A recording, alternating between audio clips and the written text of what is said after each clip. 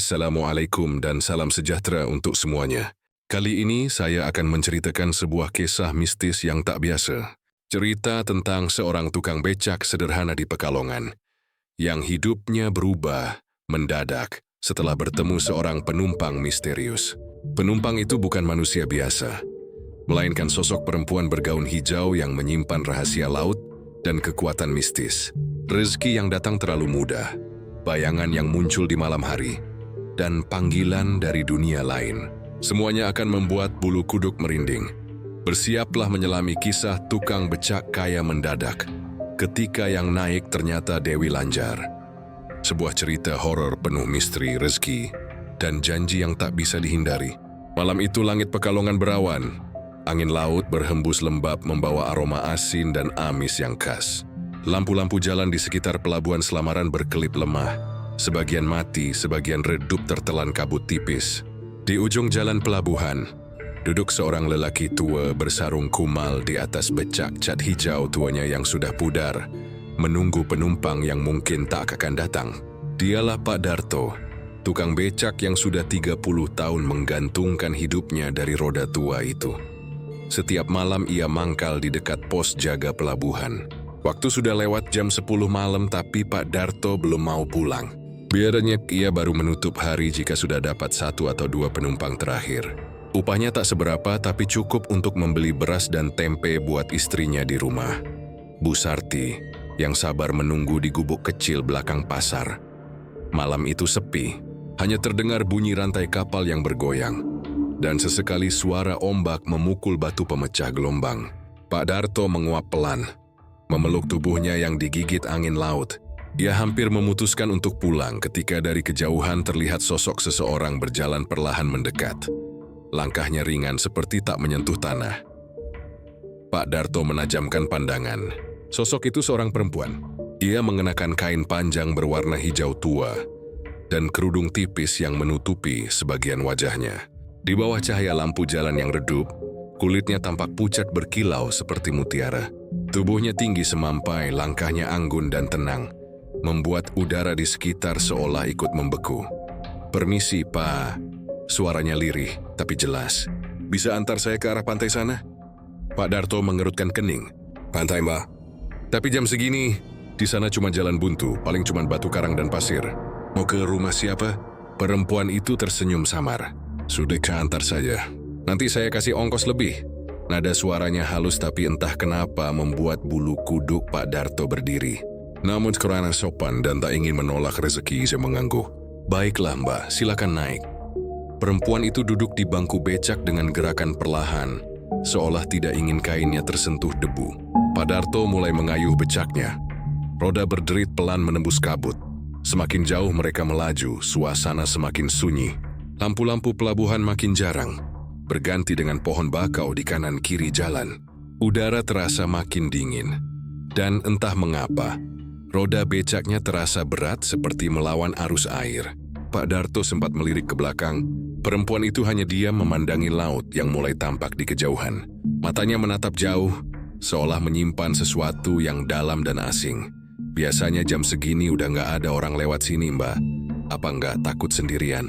tanya Pak Darto berusaha mencairkan suasana. Perempuan itu tidak menjawab. Hanya terdengar desahan lembut seperti napas yang menyatu dengan hembusan angin. Saat becak berhenti di tepi pasir, Pak Darto menoleh ke belakang. "Sudah sampai, Mbak, mau saya tungguin?" Perempuan itu berdiri menatap laut gelap di depannya. Ombak berdebur lebih keras, dan cahaya rembulan tiba-tiba keluar dari balik awan, memantulkan kilau hijau di kain yang ia kenakan. "Tidak usah menunggu," ucapnya pelan. "Saya sudah sampai." Suaranya seperti gema yang datang dari jauh, membuat dada Pak Darto bergetar. Dia mengangguk kikuh, memalingkan pandangan untuk menenangkan diri. Tapi ketika ia kembali menoleh ke arah kursi becak, perempuan itu sudah tidak ada. Pak Darto tertegun. Dia memandang ke sekitar, tapi tak ada jejak kaki di pasir, tak ada suara langkah, hanya suara ombak dan desiran angin. Ia mengucek matanya, memastikan apa yang dilihatnya barusan bukan bayangan. Di atas jok becak, tersisa sesuatu, selembar kain batik halus berwarna hijau dengan motif ombak laut dan ikan emas di tengahnya. Kain itu berkilau lembut seperti baru saja ditenun. Loh, ini kainnya Mbak tadi. Gumam Pak Darto sambil mengambilnya. Kain itu dingin dan lembab seperti baru dicelup ke laut. Ia mencoba memanggil-manggil tapi tak ada jawaban. Laut tetap bergemuruh seolah menelan suaranya. Akhirnya Pak Darto memutuskan pulang. Jeli lipat kain itu dan menyimpannya di dalam kotak becak. Sepanjang jalan menuju rumah, pikirannya campur aduk antara heran dan takut. Siapa sebenarnya perempuan itu? Dan kenapa muncul di tempat sepi seperti itu? Sampai di rumah, Bu Sarti sudah menunggu di depan pintu. Lo baru pulang tuh. Kok lama banget? Ada penumpang aneh mbok, jawab Pak Darto lelah. Cantik tapi misterius. Dia cuma minta diantar ke pantai, habis itu hilang gitu aja. Ninggalin kain batik ini. Bu Sarti menatap kain itu. Halus banget tuh. Kayak bukan kain orang biasa. Pak Darto hanya mengangguk. Jumirsi tubuhnya berat dan matanya perih. Malam itu mereka memutuskan tidur lebih cepat. Tapi sebelum memejamkan mata, Pak Darto sempat mendengar suara halus di luar rumah. Seperti perempuan bernyanyi dari arah sumur belakang. Nada suaranya lembut, tapi menyayat hati. Liriknya samar, hanya beberapa kata yang bisa ditangkap telinga. Siapa yang menuntun langkahku malam ini? Biar rezeki menjemputnya, tapi jiwa tetap milikku. Pak Darto terbangun kaget. Menatap Bu Sarti yang sudah terlelap. Yuningsoas menenangkan diri, meyakinkan bahwa mungkin hanya suara angin dari laut. Namun entah kenapa, dalam hatinya muncul perasaan ganjil. Seolah malam itu bukan sekadar awal rezeki baru, tapi juga awal dari sesuatu yang kelam. Dan di luar sana, angin laut membawa aroma yang makin tajam, seolah ada sesuatu yang baru saja datang, tapi belum pergi. Pagi itu udara Pekalongan masih diselimuti kabut tipis. Laut di kejauhan tampak tenang, tapi bagi Pak Darto, malam tadi masih membekas jelas di kepalanya. Dia duduk di teras rumah sederhana berdinding anyaman bambu, sambil menatap kain batik yang ia temukan. Kain itu ia jemur di kursi bambu, dan meskipun sudah semalaman, permukaannya masih terasa lembab seperti baru diangkat dari air. Bu Sarti yang sedang menyiapkan wedang jahe menatap suaminya dengan dahi berkerut. Tuh aku kok ngerasa nggak enak ya. Kain itu warnanya aneh, hijau tapi kayak hidup, kayak ngeresap cahaya. Pak Darto tersenyum kecil, berusaha menenangkan. Mungkin cuma kain mahal. Siapa tahu Mbak itu orang kaya. Aku mau balikin aja nanti kalau ketemu. Tapi dalam hatinya, ia tahu sesuatu tidak biasa. Semalam perempuan itu hilang begitu saja. Tidak ada suara langkah, tidak ada jejak di pasir. Dan yang lebih aneh, malam itu laut tidak pasang. Tapi becaknya terasa berat seperti melawan arus air yang tak terlihat. Menjelang siang, Bu Sarti yang iseng membuka kain itu hendak mencucinya. Tapi saat dilipat, di salah satu ujungnya ia melihat benang-benang halus berkilau. Bukan benang biasa, melainkan serat emas yang memantulkan cahaya matahari. Darto, astagfirullah. Ini emas toh, serunya dengan suara bergetar. Pak Darto menghampiri, melihat dengan mata kepalanya sendiri. Benang itu benar-benar emas tipis yang menyatu dalam serat kain, tidak bisa dilepaskan. Ketika disentuh, kain itu terasa hangat, dan dari dalamnya tercium aroma harum laut bercampur wangi melati. Mulai hari itu, kehidupan mereka berubah. Entah dari mana datangnya, setiap hari Pak Darto mendapat lebih banyak penumpang. Kadang turis, kadang pedagang dari luar kota yang entah bagaimana selalu memilih becaknya. Mereka selalu memberi upah berlipat ganda, bahkan sering tanpa diminta. Bu Sarti pun kaget ketika hasil harian suaminya bisa untuk beli beras, sekarung, dan daging ayam. Hal yang dulu jarang mereka nikmati. Beberapa hari berlalu, kabar tentang Pak Darto mulai menyebar. Orang-orang di sekitar pasar berbisik-bisik setiap kali ia lewat. Katanya si Darto sekarang kaya mendadak loh. Iya, padahal dulu becaknya hampir rongsok. Sekarang malah bisa beli 2 becak baru. Katanya dia dapat pesugihan laut dikasih sama Dewi Lanjar. Gosip itu semakin hari makin ramai. Pak Darto hanya tersenyum pahit setiap kali mendengarnya. Dia tidak merasa melakukan apapun yang aneh, kecuali kejadian malam itu. Tapi semakin lama keanehan mulai terasa. Malam ketiga setelah penemuan kain itu, angin di sekitar rumahnya berubah. Setiap tengah malam, daun pintu bergoyang sendiri, dan terdengar suara seperti becak berjalan pelan di depan rumah, padahal tak ada siapa pun di luar. Pak Darto sempat keluar dengan lampu minyak kecil di tangan. Di jalan tanah depan rumah, ia melihat bekas roda becak basah. seperti baru saja lewat dalam keadaan meneteskan air laut. Tapi tak ada siapapun di sana. Bu Sarti mulai gelisah. Toh aku nggak tenang. Jangan-jangan yang kamu antar malam itu bukan orang biasa. Apa jangan-jangan dia makhluk laut? Pak Darto menarik napas dalam-dalam. Aku juga mikir begitu, Embok. Tapi aku cuma nganter, nggak niat apa-apa. Lagian kalaupun iya, dia nggak jahat kan? Tapi Bu Sarti menggeleng. Toh yang dari alam sana nggak bisa ditebak. Kalau dia Dewi Lanjar beneran berarti dia udah ngasih kamu sesuatu. Dan setiap pemberian ada balasannya. Malam berikutnya, mimpi itu datang. Pak Darto bermimpi berada di tepi laut. Ombak berkilau hijau kebiruan. Dan di tengahnya muncul sosok perempuan yang ia kenal. Perempuan yang ia antar malam itu. Rambutnya panjang terurai. Gaun hijaunya melambai-lambai di air seperti kabut yang hidup. Pak Darto. Suara itu lembut tapi bergema. Seperti datang dari dasar laut. Kau sudah menerima pemberianku. Jangan takut. Aku hanya ingin kau makmur dan tenang. Pak Darto berlutut di pasir basah. Tidak tahu harus bicara apa. Siapa kamu sebenarnya? Tanyanya lirih, perempuan itu tersenyum. Aku adalah penunggu laut ini. Orang menyebutku Dewi Lanjar. Aku tahu hatimu bersih tak tamah. Maka ku beri sedikit bagian dari lautku untukmu.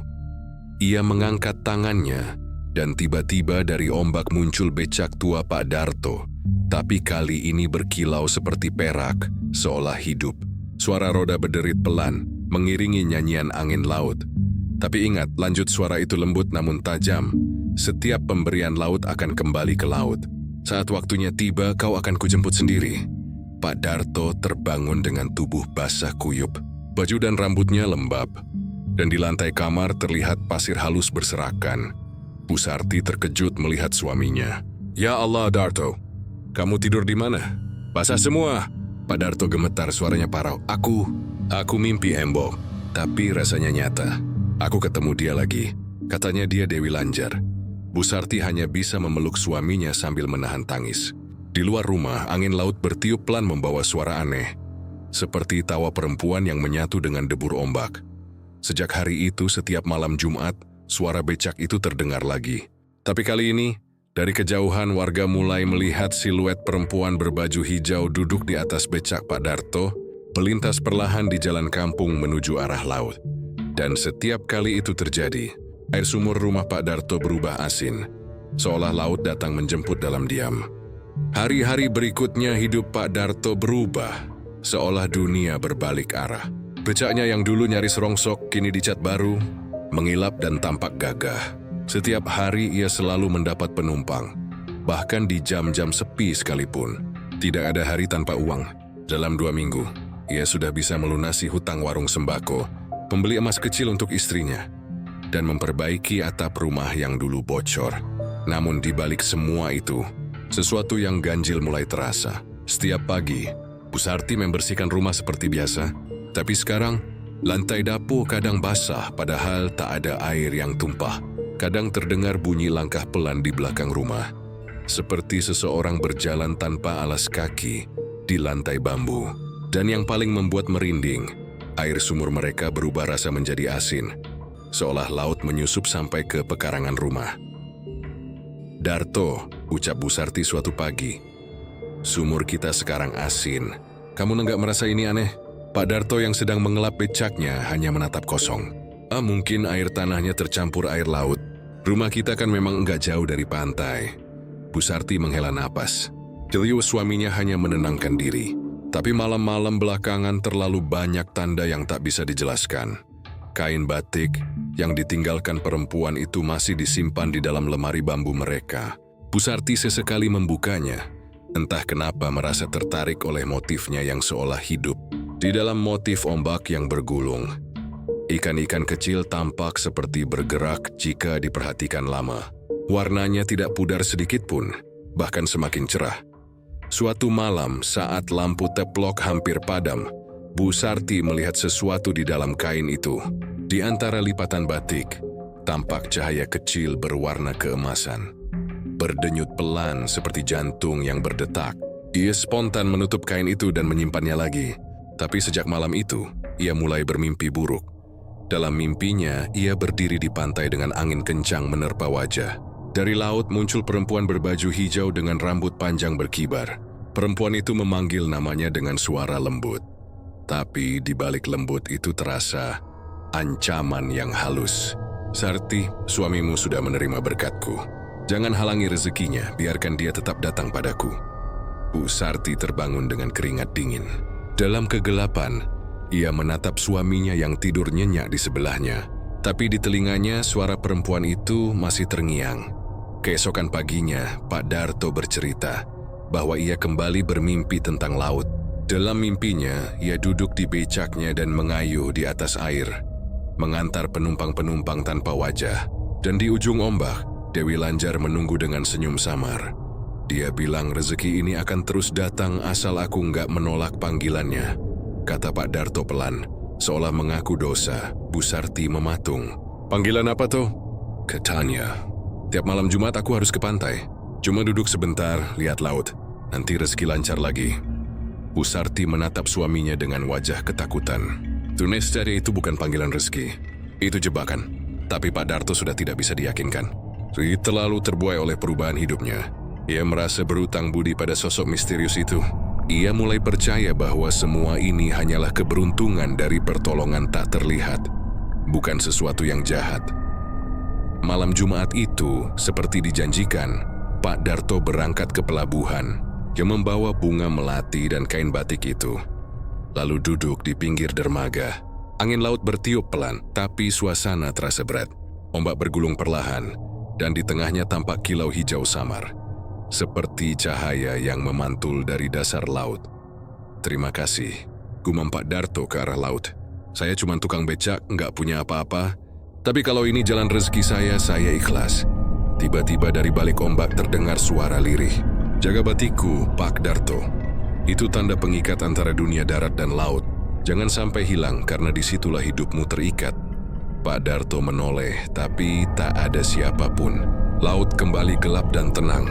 Ia pulang dengan dada berdebar membawa kain itu ke rumah. Tapi sejak malam itu, perubahan semakin nyata. Uang yang ia hasilkan setiap hari tidak pernah habis. Jika ia belanjakan, selalu ada gantinya, bahkan lebih banyak. Namun bersamaan dengan itu, suara-suara dari laut makin sering terdengar. Kadang ada suara becak berjalan sendiri di depan rumah. Kadang terdengar tawa perempuan di sumur belakang. Dan pada tengah malam, Bu Sarti sering melihat bayangan perempuan berkerudung hijau berdiri di depan rumah, menatap ke arah kamar mereka. Suatu malam, jadi Pak Darto pulang lebih larut dari biasanya. Ia melihat seseorang duduk di becaknya. Wajahnya samar, tapi dari sorot matanya ia tahu siapa itu. Rambut panjang terurai, kulit pucat bersinar lembut di bawah bulan separuh. "Sudah waktunya, Pak Darto." Suara itu bergema seperti angin laut. "Datanglah ke pantai besok malam. Dia akan menuntunmu pada rezeki yang lebih besar." Sebelum ia sempat menjawab, sosok itu menghilang. Becaknya berguncang pelan, dan dari atas jok, kain batik itu terlipat sendiri, meneteskan air asin ke tanah. Esoknya, Bu Sarti menemukan Pak Darto duduk diam di depan rumah dengan mata kosong. Ia tak bicara apapun, hanya menatap laut di kejauhan, seolah tahu bahwa mulai malam itu, rezeki yang datang bukan lagi berkah, tapi hutang kepada laut yang akan menagih jiwa pada waktunya. Dan di kejauhan, ombak di pelabuhan Selamaran bergemuruh pelan, seolah menyambut sesuatu yang tak terlihat sedang mendekat dari dasar laut. Malam itu angin laut bertiup lebih kencang dari biasanya. Suara ombak terdengar sampai ke rumah Pak Darto, yang berjarak hampir 2 kilometer dari bibir pantai. Langit gelap tanpa bintang, hanya kilatan cahaya dari petir di kejauhan. Sesekali menerangi atap rumah bambu mereka. Bu Sarti sudah tertidur dengan gelisah, tapi Pak Darto masih terjaga. Duduk di pinggir dipan sambil memegang kain batik hijau itu. Entah kenapa malam itu kain itu terasa lebih berat. Setiap kali disentuh, terasa hangat seperti ada kehidupan di dalamnya. Pak Darto menatap motif ombak dan ikan emas yang seolah bergerak pelan di bawah cahaya lampu teplok. Matanya mulai terasa berat, dan perlahan dunia di sekitarnya memudar. Ketika ia membuka mata, ia sudah tidak lagi berada di kamarnya. Ia berdiri di tepi pantai luas, pasir putih memantulkan cahaya rembulan. Laut di hadapannya berkilau hijau kebiruan. Ombaknya tenang tapi terasa dalam dan menakutkan. Udara di sana harum, bukan bau asin seperti laut biasanya, tapi wangi melati dan dupa. Di tengah cahaya itu, muncul sosok perempuan berjalan di atas permukaan air. Gaunnya hijau berkilau, rambut hitamnya terurai panjang menari mengikuti angin laut. Wajahnya tenang, matanya tajam namun indah seperti mutiara yang menyimpan kedalaman rahasia. Pak Darto tahu, perempuan ini adalah sosok yang sama dengan yang pernah ia antar malam itu. Tapi kini berbeda, lebih megah, lebih anggun, lebih menakutkan.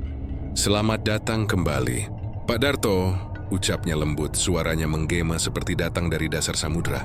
"Kau menepati panggilan laut. Kau ingat janjimu?" Pak Darto menunduk gemetar. Saya tidak tahu apa-apa, Nyi. Saya hanya tukang becak. Saya nggak pernah berjanji apapun."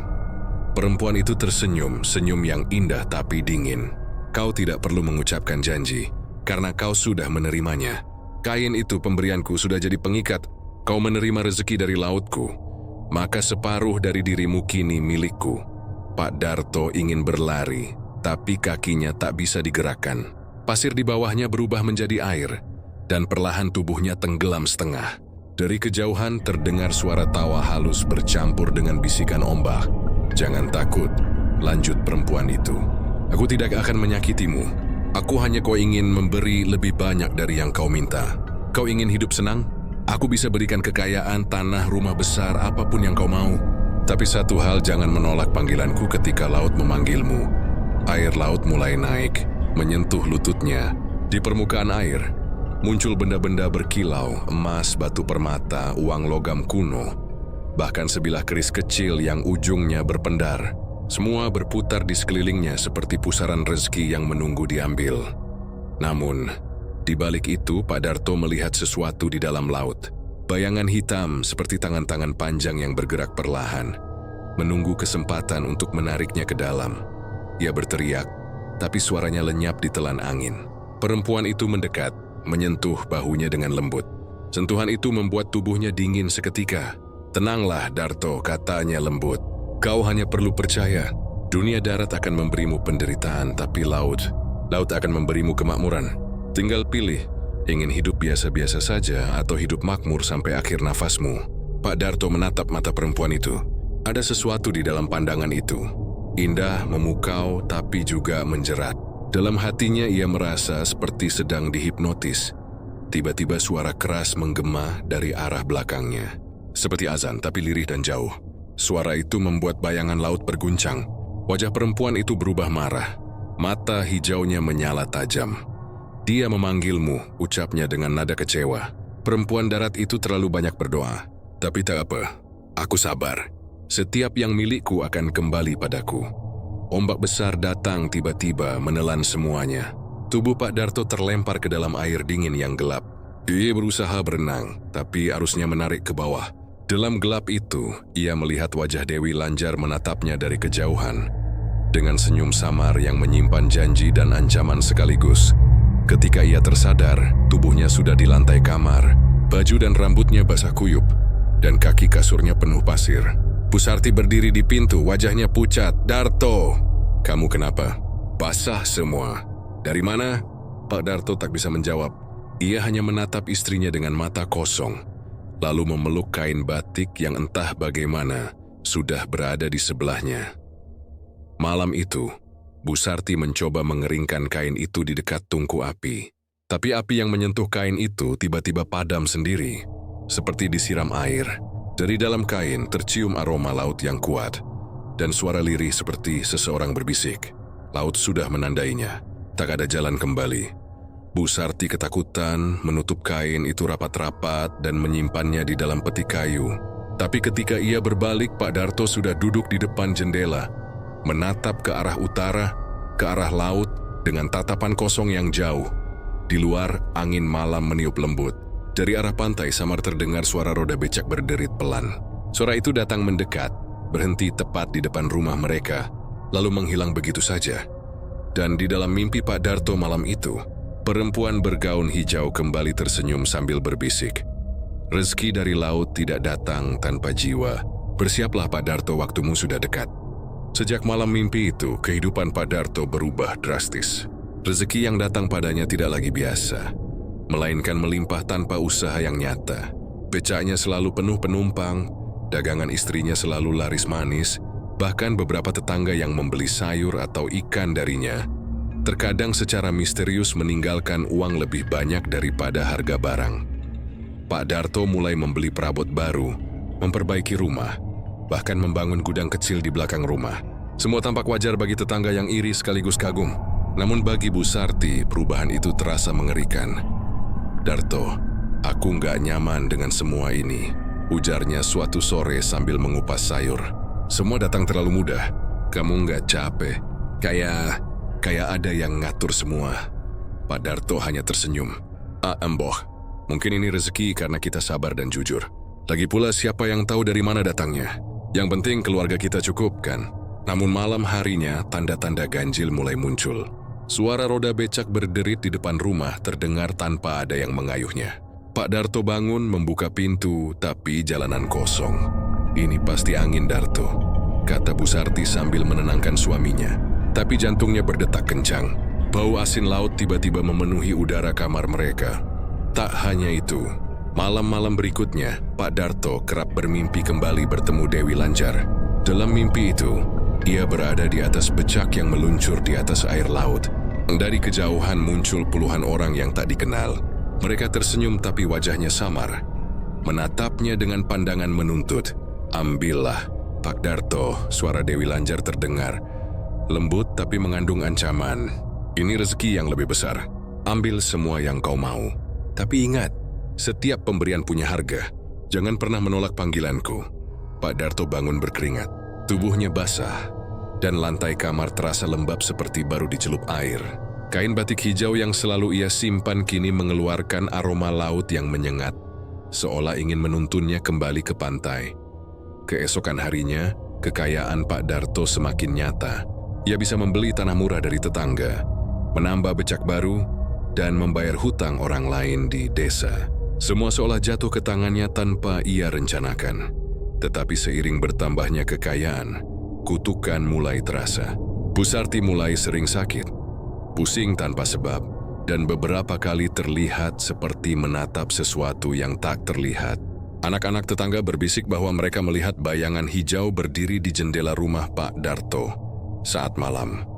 Suatu malam, Pak Darto pulang dari mengantar penumpang dan melihat sesuatu yang membuatnya kaku. Becaknya bergerak sendiri. Roda berderit pelan berhenti tepat di depan rumah. Dari dalam terdengar suara lembut perempuan. "Rezeki ini datang dariku. Jangan coba-coba menolak atau meninggalkanku. Aku menunggu saat yang tepat." Pak Darto menutup pintu dengan cepat. Jantungnya berdetak kencang. Ia sadar bahwa semua kekayaan yang ia terima ternyata bukan sekadar rezeki, tapi juga ikatan yang tak terlihat dengan dunia lain. Malam berikutnya, Bu Sarti menemukan kain batik di lantai kamar. Ia tidak memindahkannya, tapi aroma laut semakin kuat. Setiap kali Pak Darto menatap kain itu, ia merasa seperti dipanggil oleh sesuatu yang jauh di bawah laut. Tetapi Pak Darto terlalu terbuai oleh kekayaannya. Ia mulai membangun gudang tambahan, membeli perabot mahal, bahkan bercanda dengan tetangga tentang keberuntungannya yang luar biasa. Namun satu hal yang jelas, semakin banyak rezeki yang datang, semakin dekat pula hutang jiwa yang menunggu di dasar laut. Dan dari arah pantai, setiap malam Jumat terdengar suara roda berderit pelan, menandakan bahwa panggilan Dewi Lanjar semakin dekat. Pak Darto hanya bisa menatap laut dengan wajah kosong, antara kagum, takut, dan penasaran. Dia belum tahu bahwa semua ini hanyalah awal dari ujian yang jauh lebih berat. Malam itu gelap pekat. Hanya bulan tipis di langit yang berhasil menembus kabut tebal. Ombak di tepi pantai bergulung pelan, tapi terdengar keras bagi telinga yang terbiasa dengan sepi malam. Pak Darto, meskipun takut, kembali berjalan ke pelabuhan sendirian. Ia membawa kain batik hijau dan beberapa bunga melati, seperti yang ia lakukan setiap malam Jumat sejak pertemuannya dengan perempuan itu. Begitu ia sampai di bibir pantai, udara berubah drastis. Angin dingin menusuk tulang, pasir seolah basah meskipun tidak ada hujan. Di kejauhan, di atas ombak yang berkilau hijau, muncul sosok yang sudah menghantui malam-malam Pak Darto, Dewi Lanjar. Gaun hijau panjangnya tampak basah, rambutnya terurai hingga menyentuh air laut. Wajahnya pucat tapi memancarkan aura yang menakutkan sekaligus memikat. Ia menatap Pak Darto dengan mata tajam, seolah menembus hatinya. Pak Darto suaranya lembut tapi tegas, bergema di antara debur ombak. Kau sudah menerima berkatku, kainku dan rezeki dari laut. Sekarang saatnya menepati janji. Pak Darto tergagap, jantungnya berdegup kencang. Janji, niat saya hanya membawa kain ini, Nyi. Saya tidak tahu apa janji yang dimaksud. Dewi Lanjar melangkah pelan di atas air, seolah tidak tersentuh gelombang. Setiap pemberian dari laut datang dengan syarat. Kaulah menikmati kekayaan yang kuberi. Kau tidak bisa menolak panggilanku.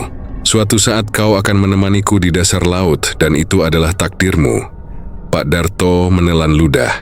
Ia ingin lari, tapi kaki terasa berat, seperti tertahan pasir tebal. Ombak kecil membasahi ujung sarungnya, namun deburan yang lebih besar membuatnya terpaku. Dari kejauhan terlihat bayangan roda becak tua bergerak di atas ombak, melintas perlahan seolah menjemputnya. Apa yang harus saya lakukan, Nyi? Pak Darto menjerit, suaranya tenggelam oleh gemuruh laut. Dewi Lanjar mendekat. Tangannya mengangkat kain batik hijau yang dibawa Pak Darto. Simpan kain ini, Darto. Itu adalah pengikat antara duniamu dan lautku. Jangan pernah hilangkan, atau kau akan kehilangan dirimu sendiri. Ombak tiba-tiba menjadi besar. Roda becak yang muncul dari kejauhan bergerak lebih cepat, dan dari air muncul bayangan hitam panjang, menyerupai tangan-tangan yang menunggu untuk menenggelamkan siapapun yang menolak panggilannya. Pak Darto merasakan dingin yang menusuk tulang, seolah air laut itu menembus sampai ke dalam tulang. Yodayatushi terduduk di pasir menggenggam kain batik erat-erat. Tenanglah, Darto, Dewi Lanjar berbisik. Aku tidak akan menyakitimu malam ini. Tapi ingat, waktu akan datang ketika aku menagih apa yang menjadi hakku. Kau menikmati kekayaan ini, tapi jiwa dan hidupmu tetap terikat padaku. Suara ombak, angin, dan debur becak di atas air bercampur menjadi satu.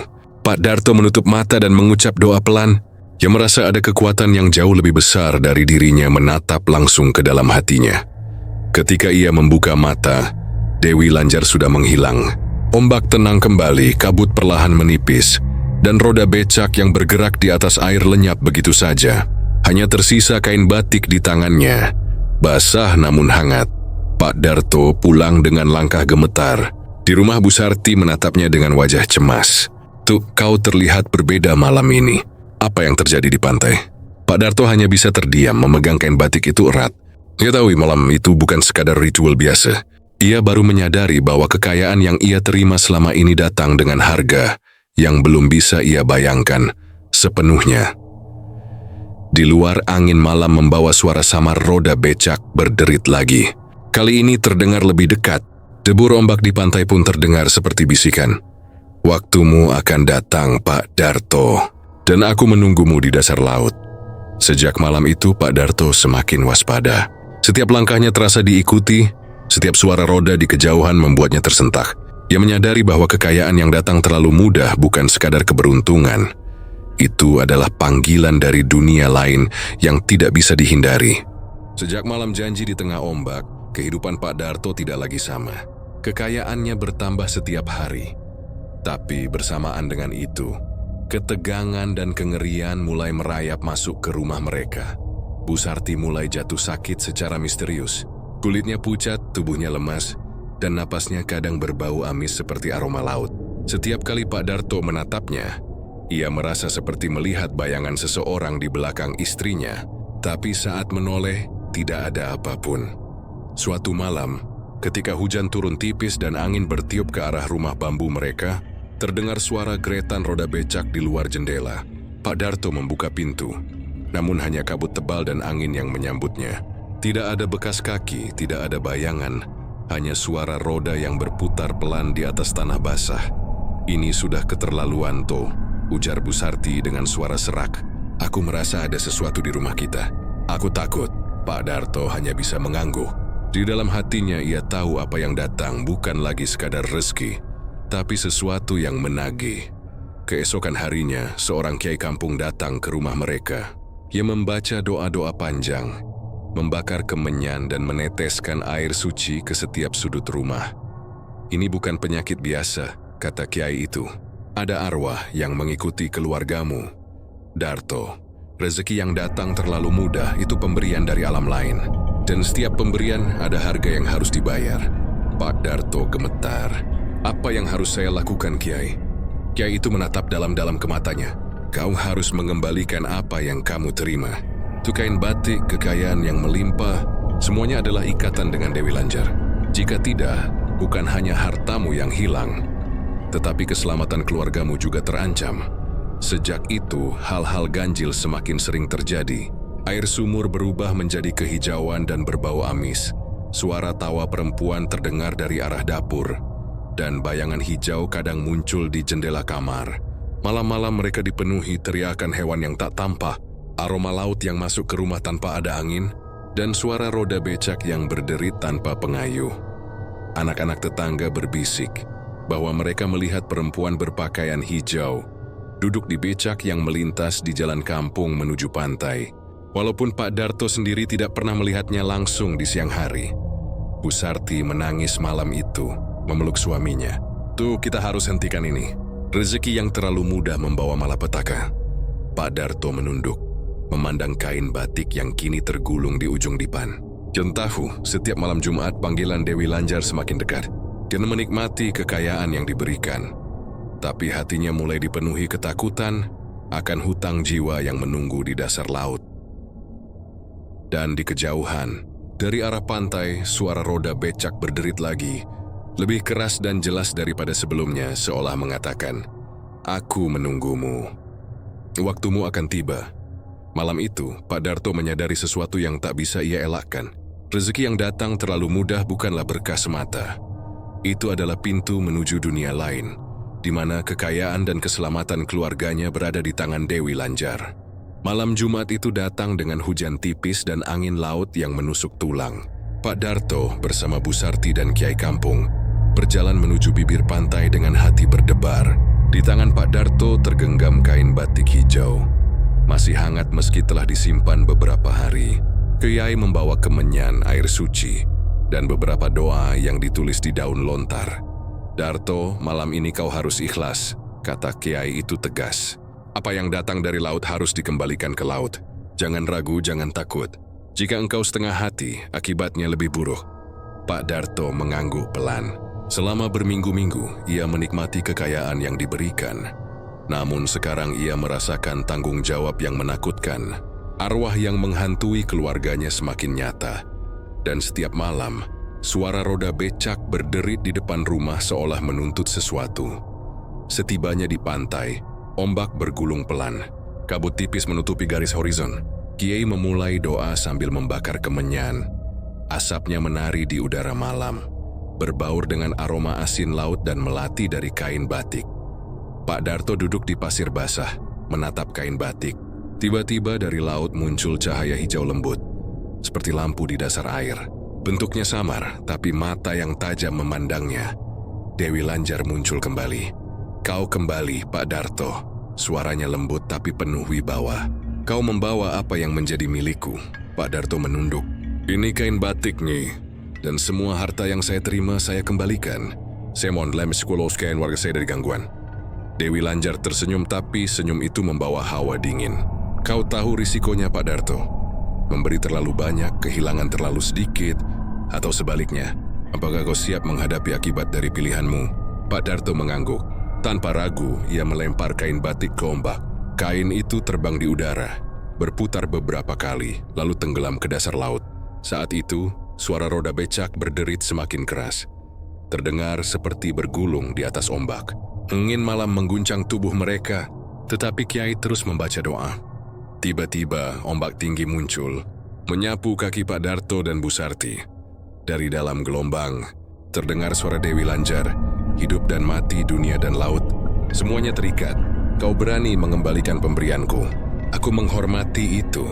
Tapi ingat, satu janji tetap harus ditepati." Gelombang surut perlahan, cahaya hijau menghilang ke dasar laut. Hujan mereda dan udara malam kembali normal. Tetapi ada rasa sunyi yang menekan. Pak Darto menatap laut, Tubuhnya gemetar, jantungnya masih berdebar. Bu Sarti memeluk suaminya. Alhamdulillah. Semoga ini yang terakhir, Kiai mengangguk. Hati-hati, Darto. Kau sudah berani menghadapi pemberian dan mengembalikannya.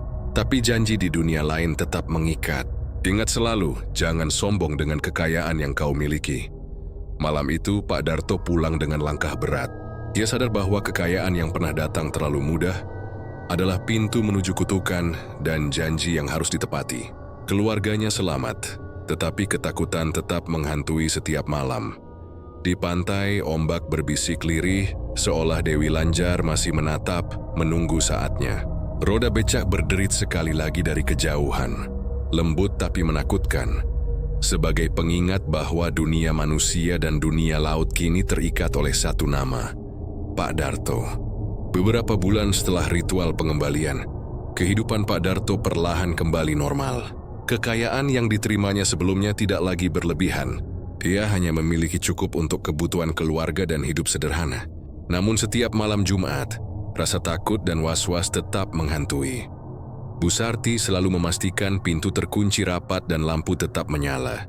Meski begitu, kadang terdengar suara roda becak berderit jauh di luar rumah. Samar tapi cukup membuat jantung mereka berdegup kencang. Suara itu seperti pengingat dari dunia lain, bahwa panggilan Dewi Lanjar tidak pernah benar-benar hilang. Suatu malam Pak Darto bermimpi lagi. Ia berdiri di tepi laut, ombak lembut menabrak kakinya. Dari kedalaman muncul sosok perempuan hijau dengan senyum lembut. Wajahnya tetap memukau, tapi kini ada kedamaian yang terpancar.